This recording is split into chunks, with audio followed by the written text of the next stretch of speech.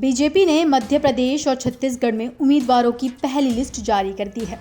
दोनों राज्यों में इसी साल विधानसभा चुनाव होने हैं। इसको लेकर पार्टी जोरों शोरों से तैयारियों में जुटी है। मध्य प्रदेश में 39 और छत्तीसगढ़ में 21 उम्मीदवारों के नामों का ऐलान किया है। वहीं इस पर सहारा समय संवाददाता कृष्ण मोहन झा की केंद्रीय मंत्री और मध्य प्रदेश चुनाव प्रबंध समिति के सदस्य फग्गन सिंह कुलस्ते से खास बातचीत। आइए सुनते हैं। इस समय हमारे साथ देश से कद्दावर नेता फग्गन सिंह कुलस्ते जी हैं, जो वर्तमान में चुनाव समिति के सदस्य भी हैं।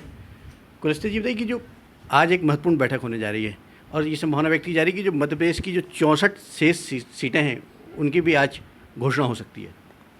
देखिए, अभी तो घोषणा इस समय क्योंकि एक्सरसाइज चल रही है, बातचीत चल रही है, परंतु इतना जल्दी अभी हो नहीं पाएगा। इसके बारे में अंतिम निर्णय केंद्र को करना है, परंतु ज़रूर इसके बारे में जो आज हमारी 5 यात्राएं जो जन आशीर्वाद यात्रा की चलेंगी उनके बारे में आज चर्चा होगी।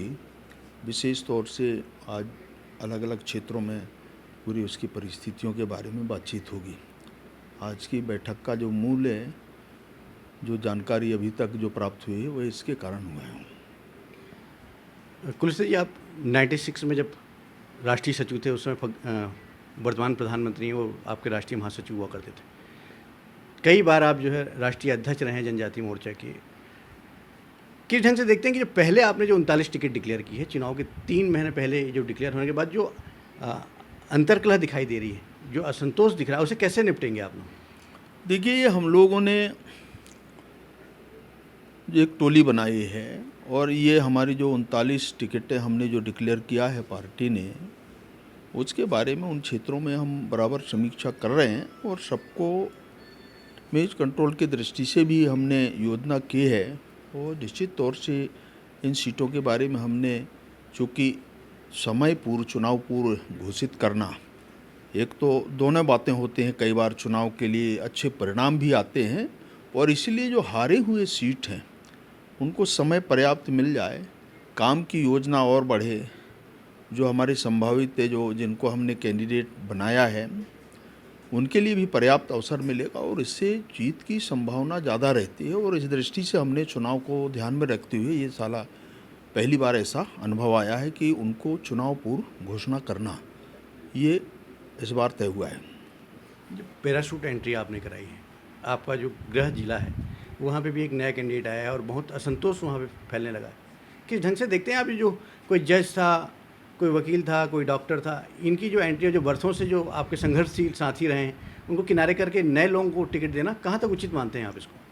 देखिए, वहाँ नए लोगों की डिमांड थी, नया व्यक्ति आना चाहिए, इस प्रकार का पब्लिक का ओपिनियन था और पार्टी ने इसको ध्यान में रख करके निर्णय किया है। जो मेरी जानकारी के हिसाब से, वैसे वो रहने वाला मूलतः बिछिया का ही है।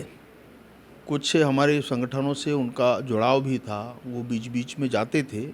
ये ज़रूर है कि भारतीय जनता पार्टी में उनका पहली बार आना हुआ, ये सही है, परंतु सामाजिक दृष्टि से कई ऐसे रचनात्मक कार्यक्रमों की उनकी भूमिका, उनका आना जाना रहता था और वहाँ का ही वो पैदाइश है, वो वहीं से पढ़ा लिखा, वहीं उनके पिताजी टीचर थे। तो इस प्रकार की गतिविधियाँ थीं और नए व्यक्ति की डिमांड के आधार पर वो ये निर्णय हुआ। कुछ ये बताइए अंत में कि कांग्रेस हमेशा आरोप लगाती है कि जब बड़े पद की बात आती है, मुख्यमंत्री की बात आती है, डिप्टी सीएम की बात आती है, तो बीजेपी हमेशा आदिवासी वर्ग की उपेक्षा करती है। तो किस ढंग से देखते हैं? और अभी हाल ही में जो आवाज़ उठने लगी थी कि जो आदिवासी मुख्यमंत्री बनना चाहिए और उसमें फिर आपका नाम भी उठने लगा था, किस ढंग से देखते हैं आप और कांग्रेस के इन आरोपों को किस ढंग से देखते हैं? देखिए, जब चुनाव आते हैं तो बहुत सारे विषय आते हैं और इसलिए कभी इस प्रकार की कोई स्थिति नहीं, पार्टी निर्णय करती है। ये सारे निर्णय देखिए केंद्र और केंद्रीय नेतृत्व करता है और इसलिए जो अभी तक के अनुभव आए हैं, काम पर भारतीय जनता पार्टी विश्वास करती है और पार्टी जो निर्णय करती है उसमें हम सब लोग मिलकर के काम करते हैं। तो इस प्रकार की हमारी कार्य पद्धति रही और इसलिए भारतीय जनता पार्टी के बारे में ये कहना ठीक नहीं है। हम सब मिलकर के इस पार्टी के अंदर काम करते हैं और निर्णय भी जो भी होगा उस निर्णय पे हम सब लोगों की सहमति होती है और इस आधार पर मध्य प्रदेश हो या देश में हो, मिलकर के ही काम करते हैं और इसलिए कोई ऐसा नया विषय नहीं है। जब 1999 में जब जनजातीय मंत्रालय बना तो उस समय आप पहले जो है राज्य मंत्री बने थे। मध्य प्रदेश का गौरव था कि आप पहली बार उस विभाग को संभाले थे और जेल और राम उसमें आपके मंत्री थे।